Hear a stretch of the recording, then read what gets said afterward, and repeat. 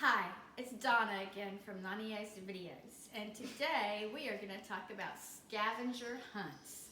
So come over and join me. All right, so when I told my granddaughter that I was going to talk about scavenger hunts today, she got so excited because she loves to do this. I've probably done scavenger hunts with her from 2 years and up, and that's the cool thing about scavenger hunts. Again, you can do it with a variety of age of children, from 2-year-olds, even 18-month-olds. I'm going to show you how you can do it with a very young child, up to, I've done it with youth and youth groups, and they love it. You just kind of coordinate it a little differently. Now, you don't have to have a lot of material with scavenger hunts, but you do have to use your brain a little bit as adults to get this done, and it's got to have some pre-planning. And you don't want to do it necessarily with the child around, different than the other activities, because you want it to be a surprise for them. So with a very young child, if you have all very young children, one idea is to take pictures of some of their favorite items. This is an old frog that my grandmother made that's a favorite item. So if I show an 18-month-old a picture of the frog and say, go find Froggy, and bring it to me, that is a scavenger hunt. You can have several pictures on there for them to do that. What's the purpose of that? Well, again, at 18 months old, they're starting that cognition, that mental representation. When they see an image and then know that it represents a real image, that is great practice for them to understand that. So that's the type of scavenger hunt you can do with a very young child. Why do scavenger hunts? Well, we call it approaches to learning. Yes, we know that scavenger hunts can involve literacy, cooperation, but in approaches to learning, we're also looking for engagement, curiosity, problem solving, critical thinking, persistence. All these things help, and you have to have these things to be successful in school and in life.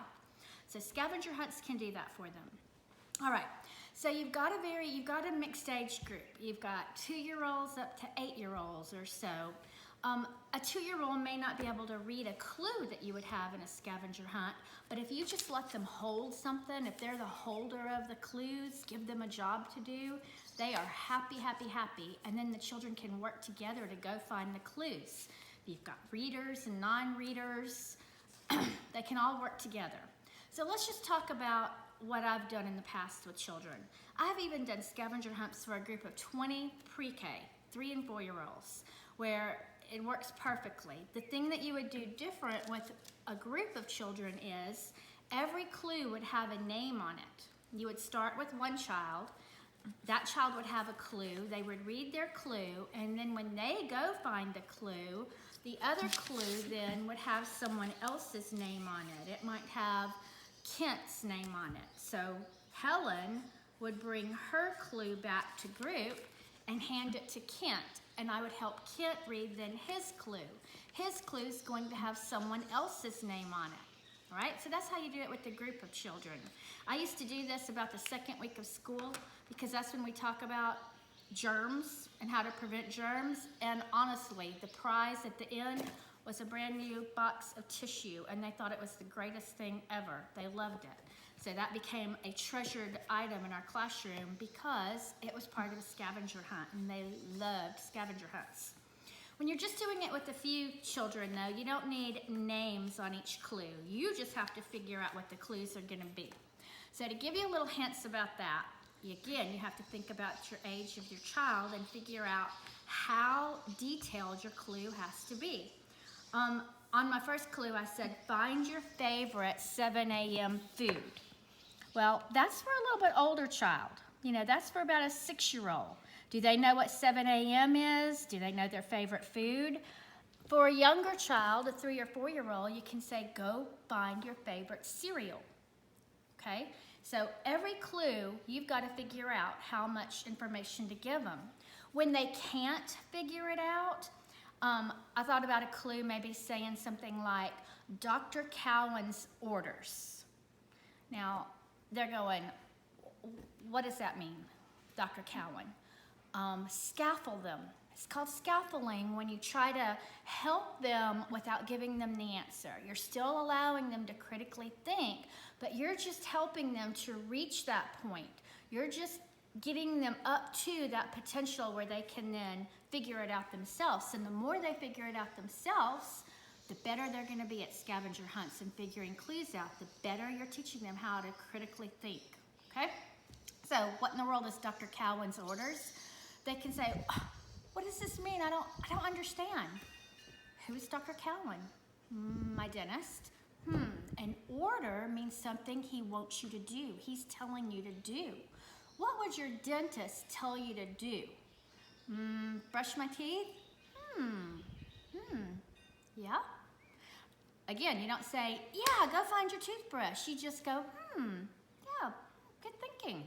And let them come to that, my toothbrush. And there you're going to have another clue for them.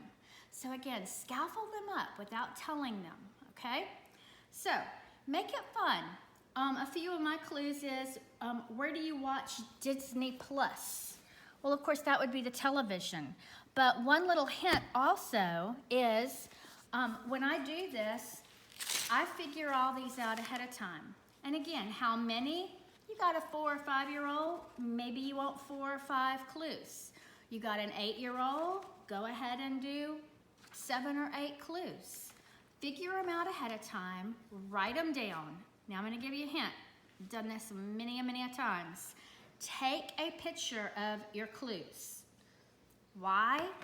Because you're going to take and you're going to cut these clues out after you've taken a picture of them. And the first one you're going to put somewhere they're going to find.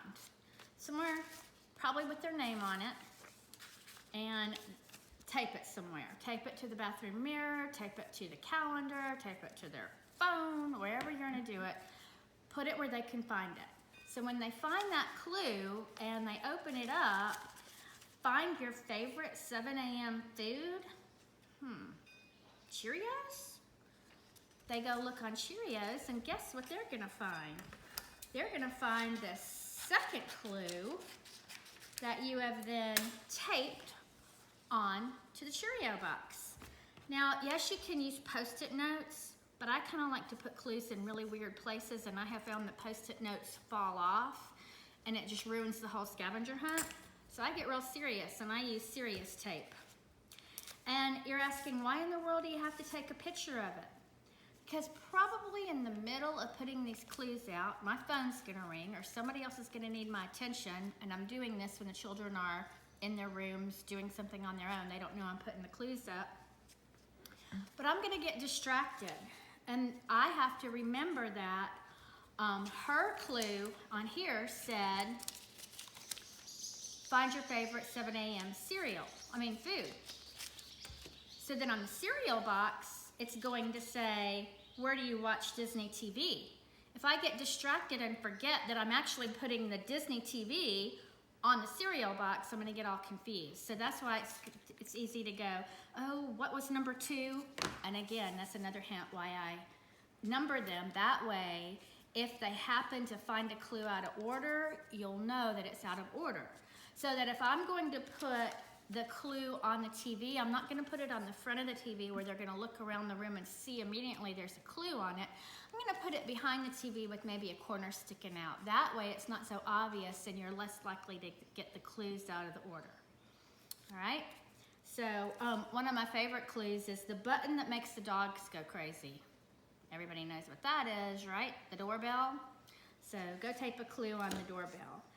All kind of things you can do. I know for a 12-year-old, we did a birthday party last year, and I have a flag in my front yard, and one of his clues was, oh, say, can you see? And man, it was a group of children, it took them a while to figure that one out. But once they did, they didn't understand why they didn't get it in the first place. But just be creative. This is going to get your creative juices going. Now, at the end of the scavenger hunt, there's got to be something, right? Maybe it's a treat. Maybe it's a healthy treat. Maybe a not so healthy treat.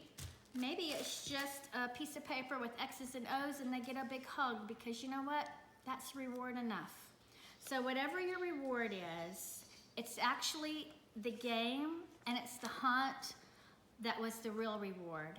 The time, watching them problem solve, watching them think on their own, and watching just the pure excitement of scavenger hunts. But be ready.